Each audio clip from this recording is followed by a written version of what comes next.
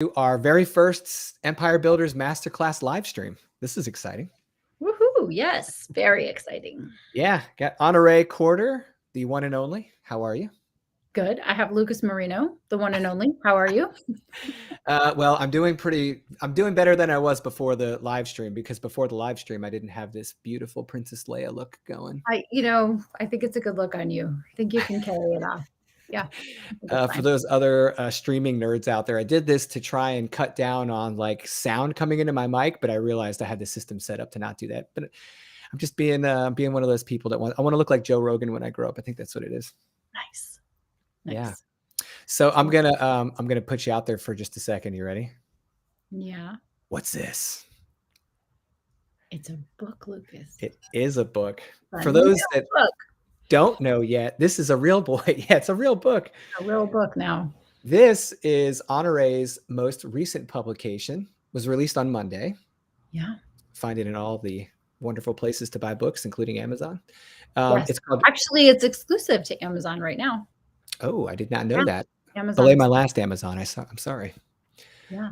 Yep. You must market your book. And I think it's important for people to know that this is actually a second book in a series, and that the first book is You Must Write a Book. I have one. I have one. There it is. I have both kids. Here they are. All the kids. All the kids. So I've got all kinds of questions for you, because it is a series.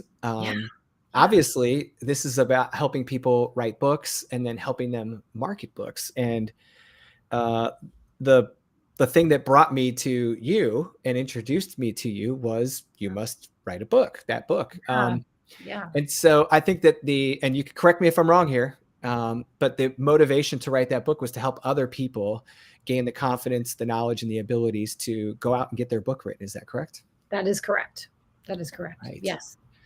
And I love this story. Like, you've told me this story, but I'll let you, obviously I'll shut up so you can share it with other people. But like, tell me about the genesis of that book. So this is that story you've heard 10 times and you still want to hear it again. I love it. Right. So I was invited by Amazon to go to New York for a media breakfast hosted by Amazon, and they were bringing 5 authors, and I was one of the 5, to talk about publishing on the KDP platform and why that was great, why people should be writing books and publishing on the KDP platform. And at the time, they were showcasing each of the author's most recent book. And my most recent book at that time was not a book for writers. It wasn't even a book about what I did most of the time. Gotcha. And so I said, does it make sense if I write a book about writing and publishing a book, not gratuitously, right? Not like on the KDP platform only, but right, why professionals should write and publish a book. And then, of course, mention the fact that Amazon has this wonderful platform. And they said, yes, Honorée, that would be great. Please do that. And so I wrote and published You Must Write a Book in concert with that media breakfast in the fall of 2016. Awesome. And that like just set your trajectory for all kinds of craziness, right? Like, it changed the face of your business. It really did. I was not expecting it. I was going as a successful self-published author, published on the KDP platform. Now, I have mostly been exclusive to Amazon, but there are many other wonderful platforms to publish on, and I do publish on some of those platforms as well. Gotcha. However, Amazon is the elephant in the room, right? Amazon is the 600-pound gorilla in the space, and they do sell the majority of books. And I am very grateful to Amazon for my career, without question. I did not realize when I wrote that book, and this is what I talk about now in hindsight, right? Hindsight being 2020. That's definitely. That I did not think about what was possible for my book or my business long-term. I didn't pull back and say, okay, so we need to write a book, we need to market a book, we need to monetize a book, and we need to build an empire. So we have You Must Write a Book, You Must Market Your Book, and I'll have those other books coming out subsequently, another one later this year and then one next year. And then the companion guide. So you and I talked about the 3-legged stool, right? Mm-hmm. Like do a book, do a companion to that book that allows the person reading the book to maximize the effectiveness of that book, and then also create a course or create something else, a coaching program, a speaking, a speech that they can use in speaking engagements, those sorts of things. I did not know then, or I did not think about it. I probably knew if I would have had the quiet time to pull back and think, like, what is the arc for someone? First, they have to write it, then they have to market it, et cetera, et cetera. And how could I support them on that journey? So now my hindsight is everyone else's foresight. And I'm able to say, when you're thinking about writing a book, you'll want to write a book, something to go with it as a companion, and then another stream of income, a larger stream of income that the book and the companion would boost. Right. Yeah. And I think it's such a logical progression from you must write a book to, you must market your book, because we all, at least in the nonfiction space, consultants, coaches, subject matter experts, people doing things in certain disciplines, and they want to use that book as a piece in their business or to represent them in some way when they're not present, something that adds value, a legacy builder, all the reasons. Right. It does us absolutely no good to write that book and not put it in people's hands. And I think it was such a great progression to go straight from you must write a book to you must market your book, because I see this all the time with courses. I just had this conversation with 2 clients yesterday. You've got all this material. You've done all this work. You've built this amazing thing. Yeah. And now you're faced with figuring out how to share it with people in an intentional, well-meaning way without coming off as being pitchy or sales. Like, you just genuinely want to help people. Right. So that this book, the You Must Market Your Book publication, this one really helps carry the writer into the next life cycle phase or the next phase of the book. Yes, definitely. And I was just reviewing You Must Write a Book yesterday because I'm about to do the 4th edition of it, and realized that there were some strategies and tactics in there that needed some updating. And so I was in the process of doing that, just to make sure that all the information that I'm giving to people is real-time effective. Is that Helen? Look at that. Yeah. Look at this. Helen? Hey, hello, Helen. And she can't even defend herself right now. This is the best part. She can't correct us and tell us that she's horrified by our accent. But you can put a comment in the chat about it, Helen. That's right. We won't be upset about it. And you're one of our favorite people, Helen. So definitely. Feelings mutual. If you guys are watching this and you don't know Helen, go check out her profile. She's responding on LinkedIn. Amazing coach, amazing human, amazing story. And I don't know if I can say any more just yet. Nope, we will not stop it, and you can't make us. HelenBullen.com, HelenBullen.com. And she has a book coming out soon. She has another book. She's a retired osteopath. She's a mentor. She's just an incredible human. She has just survived cancer in the most beautiful way, and she is about to go into the next level. It's really exciting to watch. And I think, You Must Write a Book predates my connection with Helen as well. And that book has really, and this is why I'm so bossy, right? I don't say you should write a book. I say, or you might want to think about writing a book. I say you must write a book, because I'm on the other side of all of the magical things in relationships that have happened because I wrote my first book and then my second book, and I kept going. And so I get to do these conversations with you, Lucas, because I wrote that book. So if someone is watching this and they're thinking, gosh, I would really like to write a book, but I don't know, am I the right person? Should I do it? I know that's not the purpose of our conversation today, but I really, purpose is English is my first language. It might not be, I might not even have English right now. But if you're thinking about it, it's like, you don't know. It's like, I know you're going to boost your brand. I know you're going to boost your credibility. I know you're going to generate new business, but what else is what we don't know? We don't know what other magic is on the side of monetize your book with a course. We don't know what's on the other side of Helen's new book and all the other books of the people that we are working with, right? Like, that is the next piece of it is yet unwritten, right? Like, Oh, and so that's the exciting part, is to go, I know it's going to do all these things, especially if you market it effectively. But what you don't know are all the things that you don't know that are going to happen, all the wonderful people that you're going to connect with, and all the things you're going to get to do because you have a book. I got to go to that media breakfast in New York because I had written other books, and I wrote this book for that breakfast. And then this book has turned into so many things. And I just look back and go, there's no way when I was sitting down, if somebody was like, here's a pen and paper, like write down your biggest, the biggest thoughts you could have about where this could go. I could never come up with book series, courses, mastermind, all the things, right? Like they weren't anywhere on my radar at all. And so now I've just decided that while I set goals, I kind of just go, but I kind of think that whatever's going to happen is bigger and more magical than I can conceive of. So I just go with it.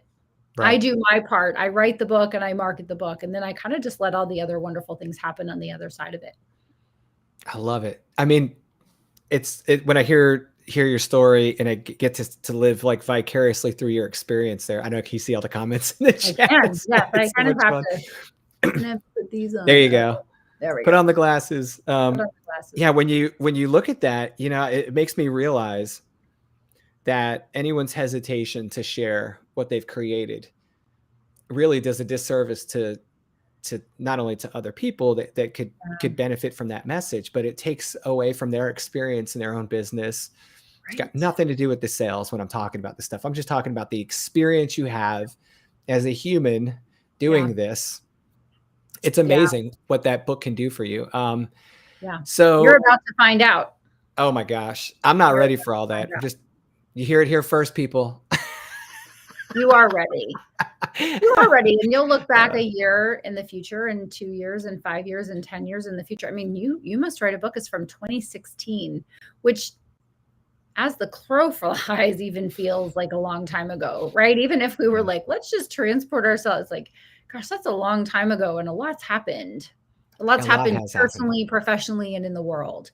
And so when you're doing it and when you're in it, it feels like it's taking forever, and you haven't quite gotten your sea legs yet, your wits about you. And then all of a sudden you look back and go, wow, look at all the great things that have happened. And when you're able to hand someone a book, they go, oh, Lucas, do you have a business card? And you're like, yeah, I do have a business card. Actually, I don't anymore. I don't have business cards anymore. I just changed my business address, and I'm not even going to get business cards, because all I want to do is just hand books to people. Right. And so you could say, I don't actually have a business card, but I do have a book. I'd be happy to give you one if you're interested.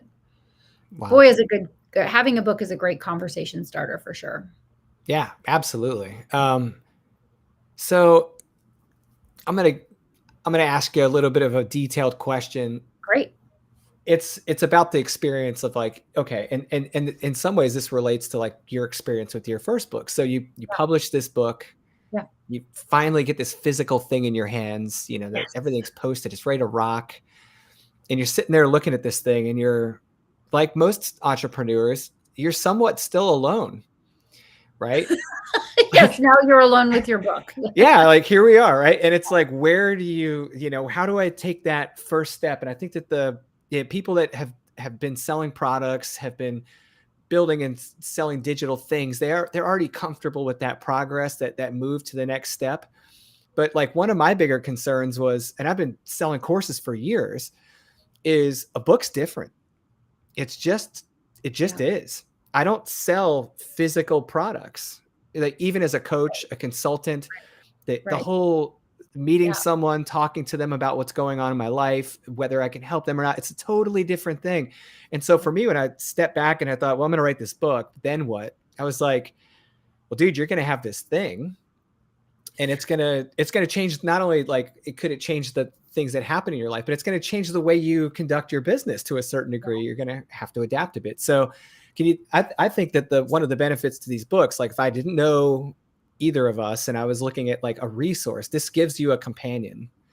And I felt like that's what You Must Write a Book was for me when I first started thinking about writing a book. I was comfortable with the process and the world of writing, but I knew I had no idea what it was going to be like to write a book.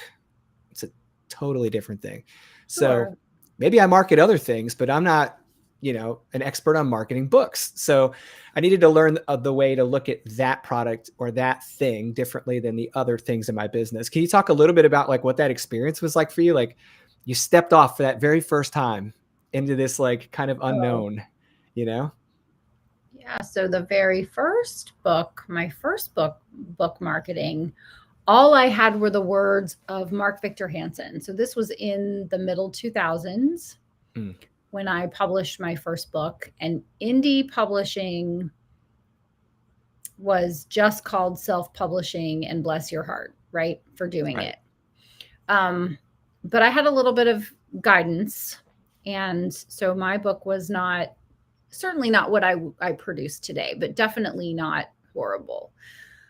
But I had the words of one very successful author in my head, and those words were, do 7 things every day to market your book.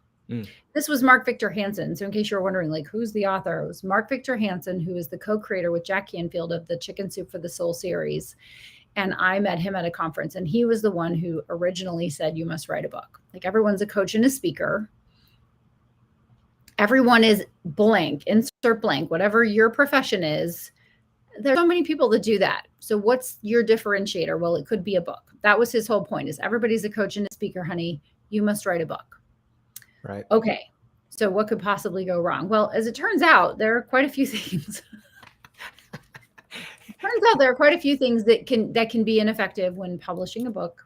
So it's important to know what those are. And I talk about those in You Must Write a Book for sure.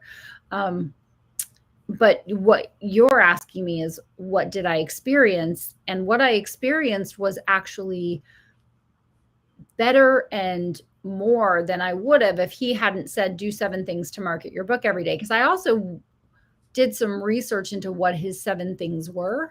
And I modeled those 7 things. Now, they are different in this year than they were 20 years ago or 18 years ago, Right. because 18 years ago, there was more traditional media, Right. and less social media. Right. Right. And so Sure. I had a neighborhood newspaper, and I had a local television station that I went on. And so that my asks and my efforts are markedly different, or were markedly different than they are today. But one of his tactics was call everyone you know and ask them to buy between 10 and 100 books. And in so doing, because I thought, you know what, he's the expert. He's the guy who has published and sold lots of books. I want to be the gal who's published and sold lots of books. I'm just going to do what he tells me to do, because Right. no successful person is going to tell you, at least no one I know, is going to say, okay, so let me tell her the things that are not going to work. Right? You ask an expert and they're going to go, here, this is what I would do if I were you. And so Right. he said, call everybody and ask them to buy books. And that's what I did. And at the time I had a fax machine, Lucas, and my fax machine made that little noise. I'm not making the noise. Don't you? You're not going to make the noise? That's fine. I just did it. And so I knew when the fax machine was going off, that was money coming in, right? Because I would email people the fax form, and then they would print it out and fill it in and tell me how many books they wanted. And then I would process their credit cards. And so now it's a much simpler process. You can go to Amazon and buy multiple copies of the book, or you can buy bulk copies direct from an author as well, right? Those are 2 different ways to do that. Sure. But there are no fax machines involved, because here we are in a different time with different technology. But I did make the ask of people, and I got a lot of no's. I mean, I talk about the fact that I sold 11,000 copies in the first 3 weeks of the book publishing, but I did call a lot of people like it was my job. Like, right, that was my job, is I'm going to call Lucas and say, Lucas, would you like to buy between 10 and 100 copies of the book? And then when I tired of that, it's like, well, gosh, I could sell 10 copies at a time. This will take me forever. So I changed my numbers. Would you like to buy between 100 and 1,000 copies of the book? And I had 2 different companies buy 3,000 copies each. Wow. So that phone call was valuable, because the book was helpful to their inside sales team and their inside middle management team, right? They're very large, huge companies. The CEOs were my clients. And so when I called them and said, would you like to buy between 100, Honorée, what's new? It's like, I have a book. I'd like you to give me your American Express card. They were like, sure. They were like, that, you know what? That's not a bad idea. Let me talk to my, HR person, my head of sales or whatever. Let's buy some copies of the book. Do you mind if we put a little foil stamp on them? So it's like a gift of, and I was like, nope, I don't mind that at all. Please. Do you need me to make the stamps for you? Would you like me to make the stamp for you? Would you like me to get that gold starburst printed for you with what words on it? And so those were, those made up for the, no, I don't think so. Or I'll take one copy, or I'll get back to you, or, I don't really read. Like, I got a lot of no's, and no one really asks me, like, what was the rejection like? And I will give a shout out to my friend, Andrea Waltz, and her co-writer, husband, best friend, Richard Fenton, who wrote the book Go for No. And I had read their book a couple of years prior to that. And I loved the whole, like, if you get one yes out of every 10 asks, then as fast as you can, get the 9 no's. So when Lucas was like, no, I don't really read. I don't really like readers. Like, why are you bothering me? I don't even like you, Honorée. I was like, there's a no. Right. And so it's just reframing it a little bit. But I got a lot of no's in addition to getting a lot of yeses that added up to 11,000. And yesterday I was doing this training for another book expert, and somebody, or he asked me, like, what was the transition like? And I said, from selling, because I said I had ordered 3 sets of 5,000. It's like I ordered 5,000, and then all of a sudden I'd sold 6,500. I was like, oh no, I'm going to run out of books.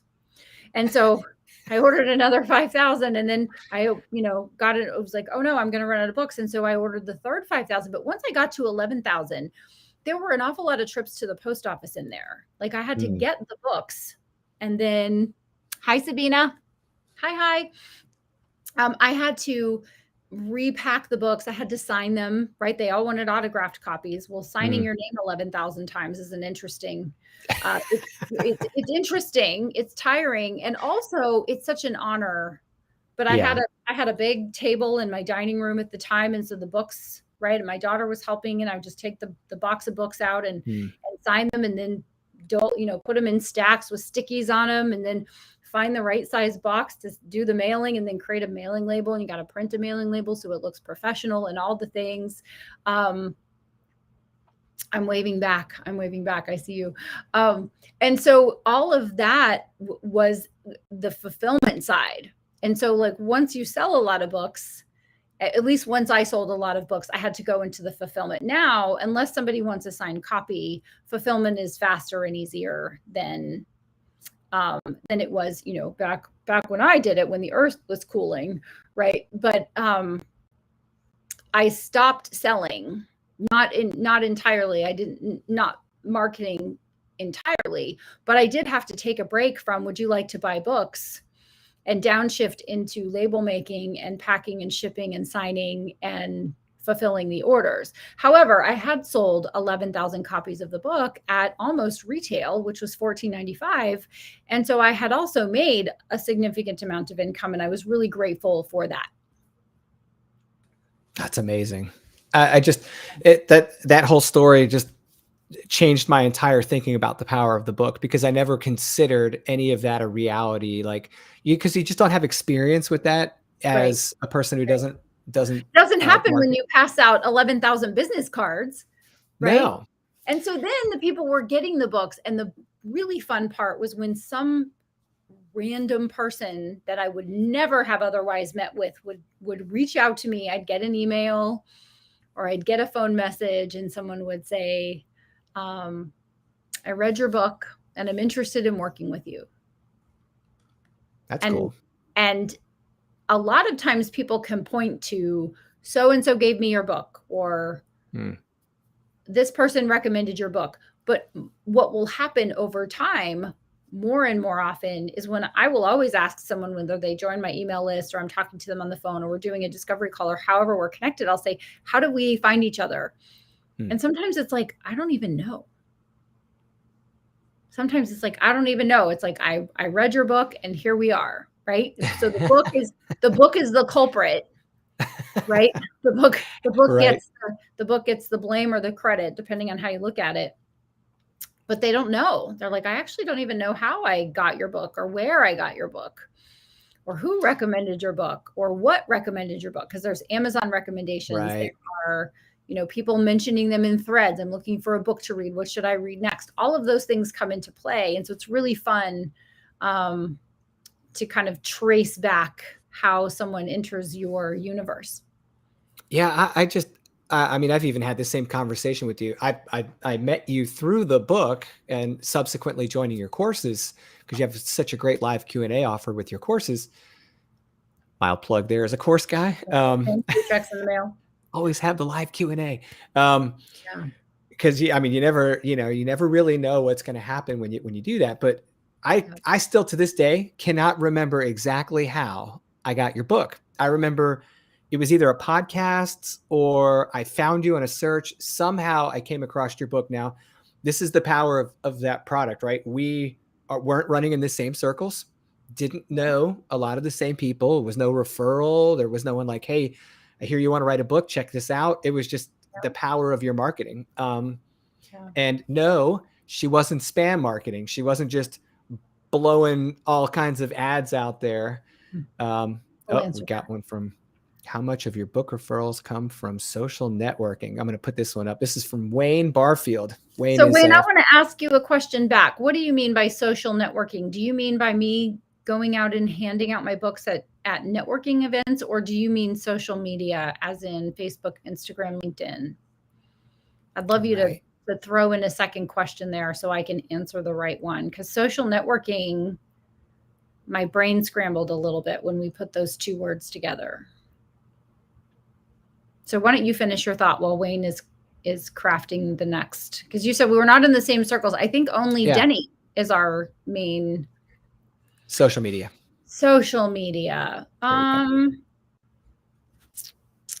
How much of your book referrals come from social networking or social media? So it's kind of hard to put a finger on that, right? It's really, I was going to say the lawyer answer is it depends, or the honorary answer, which is I don't know. Right. I think the majority of people find me. Now, this will be interesting, right? Because this is our first Facebook Live, LinkedIn Live, all the lives. Yeah. And so I don't know that there won't be some people who won't buy a book or two. Right. Through seeing this and seeing us for the first time, or having you have no way of tracking that. There's no way of tracking that unless someone tells us or me. Or if they sign up for any of the book bonuses, then the auto sequence that I have for everything is like, hey, how did you discover my book? How did you discover me? But Wayne, that's a really good question. I think having a presence in a lot of places is helpful, but I don't put a ton of energy into it. He said he'd buy one. Okay. Well then, so tell us, so tell us, he would be one that would have discovered us through this live is what he said. Yeah. Or discovered you. Yeah. Yep. Absolutely. Yep. So I've known Wayne for years. Disclaimer. Oh, you have it, right? Oh yeah. Yeah. We were in the Coast Guard together. Okay. Well, thank you for your service, Wayne. That's awesome. I'm proud to be an American, and I'm especially grateful for our men and women in uniform, for sure. So I was asked, where does someone discover me? Now, there's a lot of social around events, book launches, product launches, and things like that. So I just had the book launch. I had a book launch coffee. When you launch a lot of books, so Lucas, you better have a book launch party because it's your first book. Right. Maybe not at the exact same day of your launch, but you will want to have an actual launch party and let people come and celebrate you and feed them cake. That's mandatory. Okay. The book launch that I did was under duress. Karen Hunsanger made me do it. Alice Sullivan made me do it. This recent one? Yeah, the one on Monday. They were like, "Are you going to have a book launch party?" And I was like, "No, I don't really do book launch parties anymore." And yes, so that's what I was going to say. Is there were everyone at it was a book launch coffee, y'all. Like I literally went to a coffee shop and like 15 people came. It was like not that big of a deal, but almost every single person took pictures of me, of the book, of us together, and then posted it on social. So I don't really know what will come out of that or what the long-term effect of that is, because I shared their stories on my stories and then I save them. And so I don't know when someone discovers me. And this is what I do when I discover someone is I discover Lucas Marino, and then I go to lucasmarino.com, and then I read all of the things about Lucas, and then I go to social media and follow him on social media, and I sign up for his newsletter list, and I go and I look at all the things, like what are all the stories that you've done, and like, right. So like when we find someone and we're interested in them, we tend to do a safe stalking exercise, right? And so people will go down the rabbit hole of like, well, what else have they written? What else have they done? And yes, I also have people in my world now that are happy to share. So the people who came to that book launch coffee, which I think it was probably the first and only book launch coffee to ever happen in the history of books, took pictures and shared it on their socials. And so there's really no way to track it all back. It's just at some point you come into someone's consciousness, and I think it's luck, right? Preparation meeting opportunity. And someone goes, oh, I think I want to write a book. I think I want to create a course. Oh, wow. I hear all the time. It's like, wow, it's really fortuitous that we've met because I've been thinking about doing this. Let's talk about it. And then we talk about it. Well, and I was under the impression when I met you and learned about some of this, I didn't know as much as I know now after having spent so much time talking with you about it, which has been amazing, by the way. If you guys haven't connected with Honorée or followed her newsletters, her emails are fantastic. I recommend, if you're interested in the topic, you get on her newsletter because it's amazing. But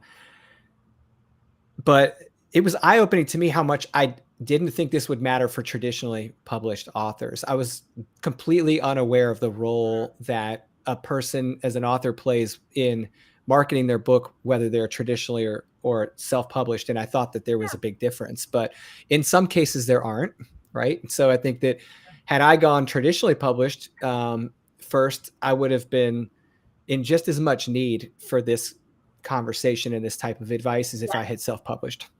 Yes, you are the Tom Cruise of your Top Gun. And what I mean by that is,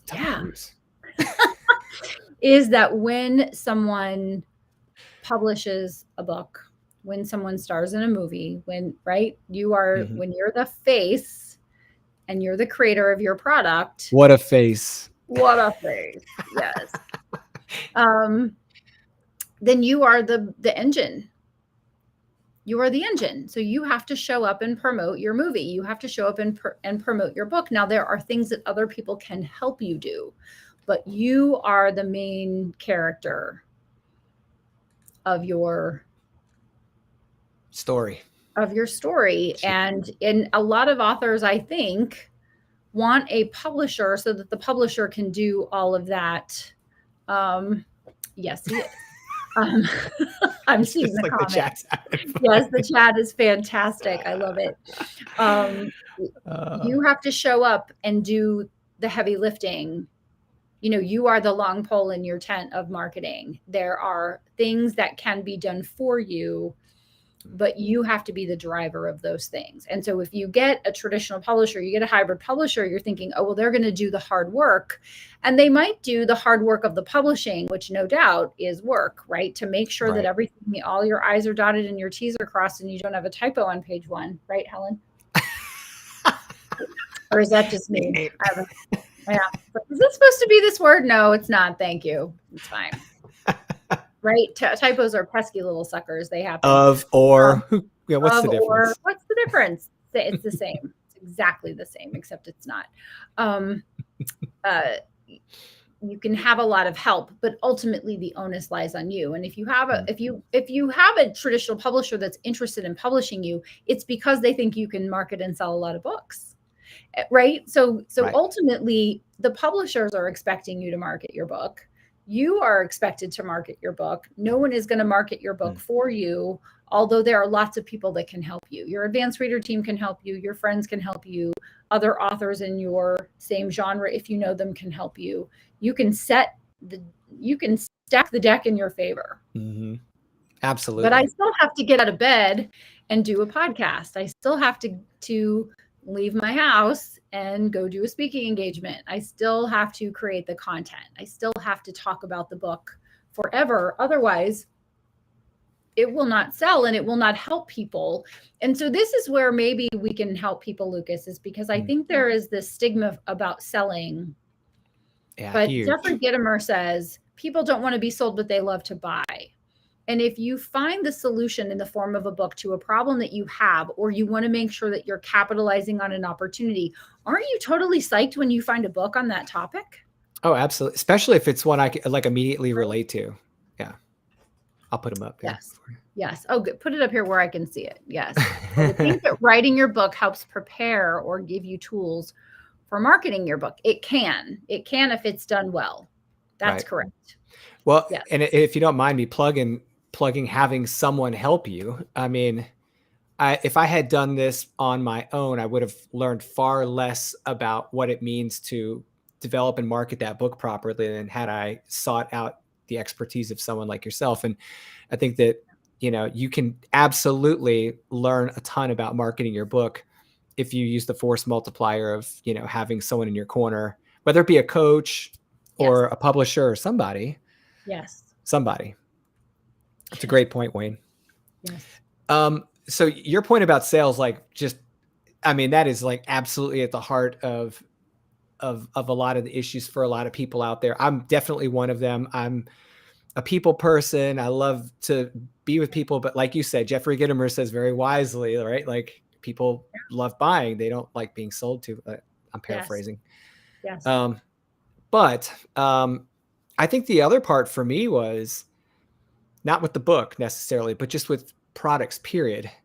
Being a subject matter expert in something, you're in love with the thing you're writing about, talking about, teaching about, and you have to step away from that product to go do things now. Like the activities are not like in that topic. They're getting that message out. I think that was like a huge unforeseen point of recognition for me, was like, okay, like you can be really, really, really smart or good or whatever at something, but you have to now go act in a different way. And if you're a creative entrepreneur, you have to fall in love with that creative side of your business now, the creativity that's involved in marketing. And I found that fascinating, right? Yeah. Just didn't expect it. Sure. Well, it's, it's having a different mindset about putting your book in the hands of people that it can help. And if you're writing a book, if you're a nonfiction author, you're writing a book to help people, right? I mean, put it in the chat. If you're writing a nonfiction book, or have you not written, or are you not writing that book to help people?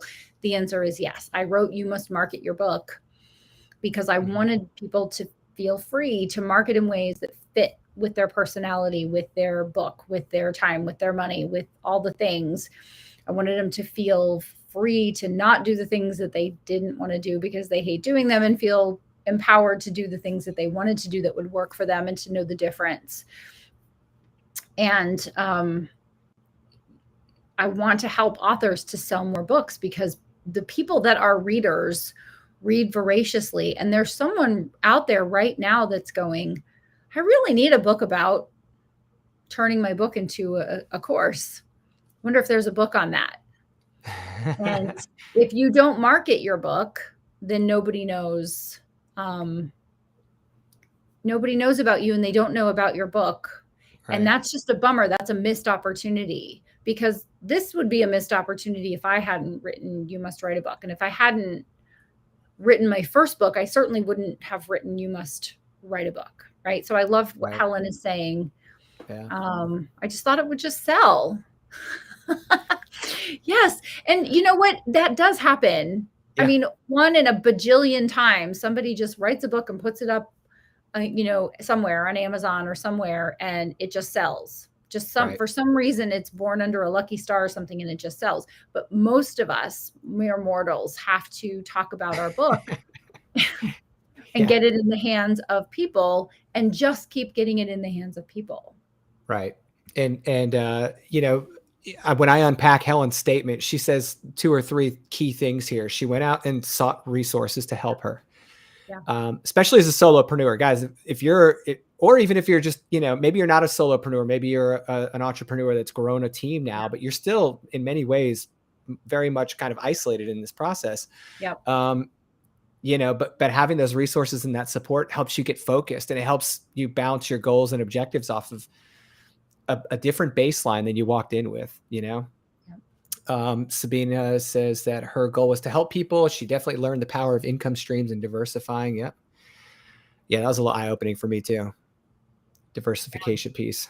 So many possibilities. A book does not just have to be a book. It can be, but don't you love this? I love all the interaction. Sabina, Helen, thank you so much for jumping in here and weighing in. Yeah, Helen, actually, Sabina is a student of publishing PhD. So you both are graduates, are doctors of book publishing. Can I openly admit my error with that? It's because it's kind of funny. It can make fun of me. Okay, so I'm ready. So when I first saw, you're ready to make fun of me? So I'm ready to make fun of you every second of every day.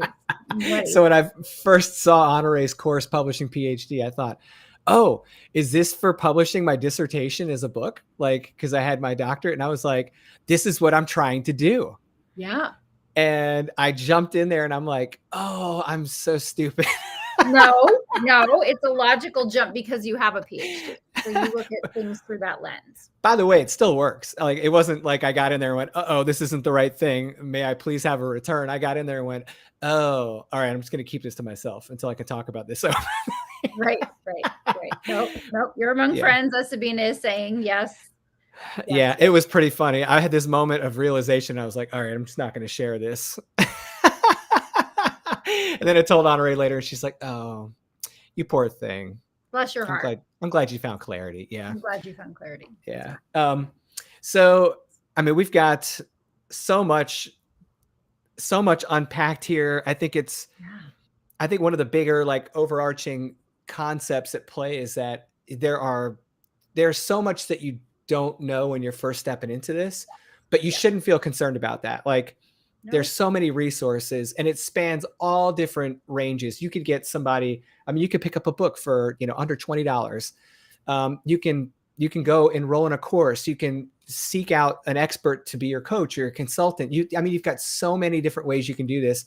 You could be learning through free resources like our YouTube channel, through the content that Honorée puts out in her newsletters. There's so much out there. And I think part of it for me when I was stepping into this was I just didn't know where to start. I didn't know where to look. I didn't know where to get help. And then when I found your book, that helped me take the logical steps to get there. I hope someone watching this has never heard of either of us, and that they're going, oh, this is great. Like, I've needed this help and I didn't know where to start. Like, that would be the best thing to come out of this for me, is if they could get some confidence knowing that there's something out there. You don't have to know everything. Somebody knows what you need to know, and you can find it. And Lucas is your course expert, and I'm your book expert. And there's so many things that we can just help you avoid that are pain and suffering, and so many things we can help you to get, which are, a fast path to success. Absolutely. And that's why we're here. It's to help you. So, all right, I'm going to put you on the spot completely. If you had one big point to make on, like, the book marketing world, I mean, it's huge, right? I love how the book starts out with, like, a conversation on strategy. But if you had to hand this book to someone, like, in a rush, you were like, here, have this book, and don't forget, and you gave them, like, one big point, is there something that you would read the book, right? Do what it says. That's a trick question, because, like, no, I hand them the book. It's like, if you're cold, burn it. Like, I don't know. No, give it to an author that you love, right? Like, buy do something I with would it. say I would do something with it. I would say Yeah. if you're an author, buy the book and consider the workbook, consider Book Marketing Mastery, the course that goes with it. But at the very least, buy the book and then buy a second book for another author and then go through the book together. Create your book marketing action plans together, put your book marketing matrices together, analyze your book to make sure that it's as good as it can possibly be. And if you need to republish it, like I'm getting ready to do, You Must Write a Book for the 4th time because it needs to be revised, updated, and expanded. And so if you need to do that, then do that. It will be worth it in the end. Anytime you cut corners, you will regret cutting corners. You never regret flying first class, right? You never regret going first class because it's always better. Nobody's ever like, gosh, I wish I would have just ridden in the back of the plane. My favorite seat's the one right up against the bathroom. Yeah. Like, let's ride in the back row in the middle seat. Like, nobody ever said, next time, not first class. No, no pina colada for me. I'm going to ride in the back of the plane. Absolutely. Thank you, Sabina. Thank you for that. She said she's going to share. She's been sharing You Must Write a Book, and now she's going to share You Must Market Your Book. Awesome. Well, thank you. I totally appreciate that. I've openly admit that this is a great thing to hand to clients. If you're someone that serves people that are consultants or coaches that would be interested in writing, I mean, this is a great gift to help them. A lot of my clients are either nonfiction authors that want a course or course creators that want a book. And they're like, so I see you know someone who knows things about books. And like, I've heard you talk about things like, what's that all about? And it's like, I can't tell you all this stuff in that book. Here, have it, right? Like this is a very valuable resource. Yeah. And I give away You Must Write a Book on my website, honoreecorder.com. It's right there on the very first page. Like, yes, flying to Egypt, definitely the front of the plane. 100%. Wait, are you in Egypt right now? Because he does commute to Egypt. Yeah. I don't know what's happening. My button here is going crazy. What's up with your button? I don't know. Thank you, Wayne. Thank you for yes, he's in Egypt right now. All right. So when you fly, you got to fly in the front of the plane with the book. And you might be able to convince him to give you a first. And when you have a book, here's a book marketing tip. When you have a book, leave it in the seat back pocket. Back. Yeah, leave it in that. Leave that book in the seat. Most excellent. Pocket. Yes. And then there is the senior Marino. Yes. Oh, is he here? Yeah. Don't tell my dad I'm here. It's like, there he is. I think this is something that you're doing. Your dad would be proud of you for. I don't think you need to hide that. Hi, Mr. Marino. Good to see you. Thank you for popping in. Yes, always fly with 2 copies of your book. One that you put on the tray table in front of you and one that you put in the seat back pocket in front of you and that you leave accidentally on purpose on the plane. You can leave one in the airport. You can maybe leave one in an airport bookstore. Who's going to tell on you? Yes. Oopsie. I'm sure they'll turn around and sell it. I'm waiting for Mr. Marino's book. I think that's the book I'm going to read next. Yeah. And he's got so many to write. Ooh. He's got 3 that I can think of off the top of my head. Okay. Yep. Hella. See, of course he is. Of course he is. That's awesome. I did abuse him this week. So you did. Oh yeah. Yeah. I had him come move things that were way too heavy for the 2 of us to be moving, but we did it anyways. Okay. So we earned our beer. My husband does that all the time.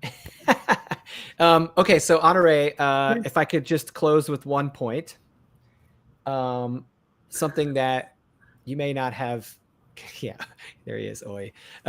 You may not have written this into the book, but I found this helpful as a coach. Is that if I have someone that's not yet convinced themselves that they're actually going to do it, right? They haven't really invested in becoming an author yet, or they need to be educated on what they're getting ready to invest in. I think a book is a very powerful and affordable way to get smart on a topic to determine whether you want to jump in with both feet. Yeah. And I think that both of your books are very well positioned for people that haven't done any of this yet. And I think that's really a testament to the way you develop the books. Is you can come into this with experience as an author, or you can come into it with no experience as an author and just a great idea and get a tremendous amount out of it, and maybe be convinced to go one way or the other. So. Right. Well, I hope you're convinced to do it. Just because of all the stuff we talked about before, all the magical things that are on the other side of being an author that you you don't know. And you can absolutely do it. And I think I would be remiss if I didn't say that there are different ways to write books too. So if someone is not comfortable writing, or they feel like, gosh, my writing isn't very good, or my writing skills aren't very strong, that's why you have an editorial team.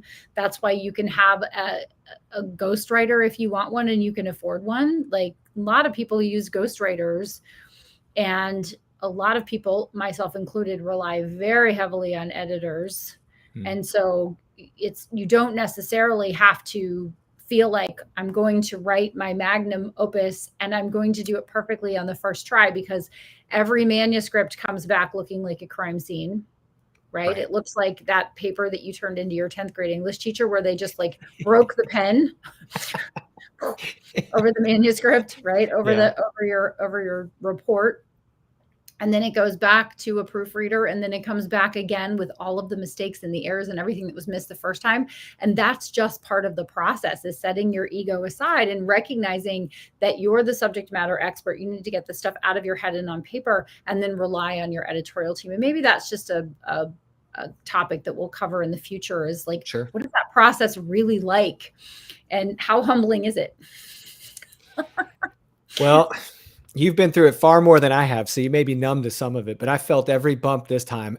And it was great. I mean, they were all expected though, and very much welcome. So I think that your point is absolutely relevant for anyone who's willing to do it. It's, by the way, and I haven't even published yet. I'm just at the tail end.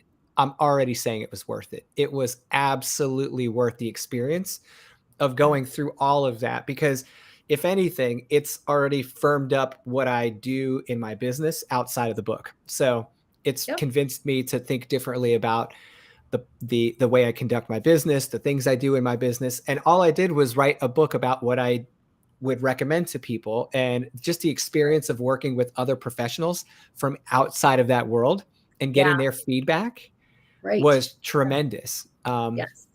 Unbelievable. So yes. Well, there are two great things that are going to happen, at least two. There's like 10, but let's talk about two. The first one is you're going to get an email from someone who's going to say, I hadn't thought about doing that, and you provided the roadmap for it, and thank you. And then the second one is you're going to get an email from someone who says, I know that you didn't put everything you know in this book, so what's it going to cost me for you to help me do this? Gotcha. What are my options for you to put your brain on my course? And those are wonderful things that are just two of the wonderful things that are the natural byproducts of writing and publishing a book, is then those conversations start. Excellent. Which are cool. Yeah, absolutely. Yeah. Well, Honorée, do you have anything else you'd like to share about the topic? Not today. This was great. This 55 solid minutes. Solid. Went by, it felt only like 52 minutes. That's it. Just 52. Went by in a flash. So for people that are wondering, like, what the heck's going on? Like, hey, you guys haven't done one of these before. Like, this is going to be a regular thing on Thursdays, noon Eastern time. So make sure you guys keep an eye on your social media feeds, on newsletters coming out of both mine and Honorée's worlds. If you haven't yet checked out empirebuildersmasterclass.com, go do that. That's where we communicate with and nurture a community around these topics. And of course, Honorée can be found at honoreecorder.com. You can find both of the books we talked about today on Amazon, and you can find all kinds of great information about them on her website. Again, final plug for the newsletter. It's fantastic. I keep every single one of your newsletter.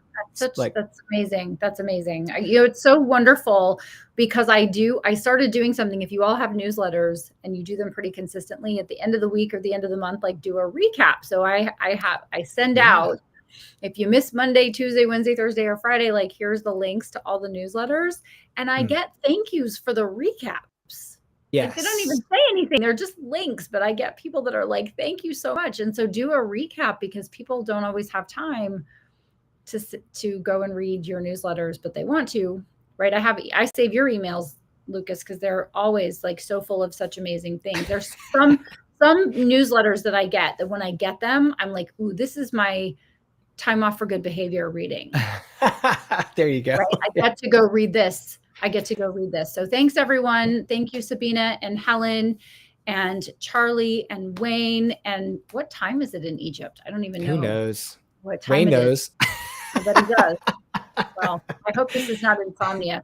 Thank you so much for tuning in. I hope you will like it and share it and comment. And if you're an author, get the books because I wrote them to help you. All of my books are to help you. All of Lucas's books, right? I just said books and he's like, wait, what are you talking about, Willis? Oh, it's 8 p.m. Okay. Well, today was excellent. I hope for you. And we hope to see you next time. We hope to see all of you next time. Thank you so much. All right. See you next episode, guys. Bye. I should have like some cool like outro music.